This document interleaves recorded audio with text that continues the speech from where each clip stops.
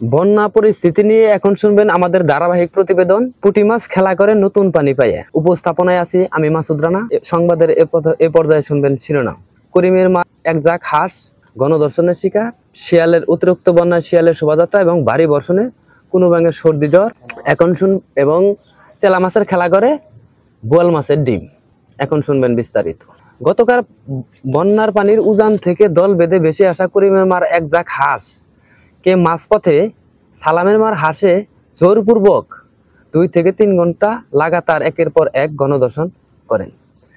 এই ধর্ষণের ঘটনাকে কেন্দ্র করে এলাকায় থমথমে অবস্থা বিরাজ করছে। প্রাথমিক অবস্থায় এদের কোনো নমুনা পাওয়া যায়নি। পরবর্তীতে উপজেলা স্বাস্থ্য কমপ্লেক্স হাসপাতালে ভর্তি করা হয়। অতিরিক্ত বন্যা শিয়ালের শোভাযাত্রা আশ্রয়স্থলে তারা নতুন আশ্রয়কে সুখে স্বাচ্ছন্দ্যে বসবাস করার জন্য রাজপথে নেমে এসেছেন শোভাযাত্রা করার জন্য। ভারী বর্ষণের ফলে ব্যাঙের সর্দি, জ্বর, মাথা ব্যথা এবং ডেঙ্গু, ম্যালেরিয়া, ফাইলেরিয়া ইত্যাদি ব্যাপক হারে বৃদ্ধি পেয়েছে। আমাদের পরামানিক বলেছেন এভাবে চলতে থাকলে ব্যাঙের হাঁপানি এবং শ্বাসকষ্ট দেখা যেতে পারে।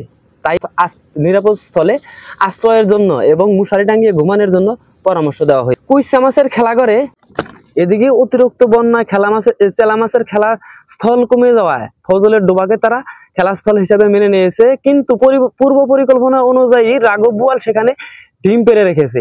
এই দুই গ্রুপের মধ্যে ভয়াবহ সংঘর্ষ শুরু হয়। সংঘর্ষের কারণে এক পর্যায়ে ফজলের ডোবা এখন রণক্ষেত্রে পরিণত হয়েছে। এই ছিল আমাদের বন্যা পরিস্থিতি নিয়ে বিশেষ প্রতিবেদন। পরবর্তী প্রতিবেদনের জন্য আমাদের পেজের সাথে থাকুন। ধন্যবাদ সবাইকে। আসসালামু আলাইকুম।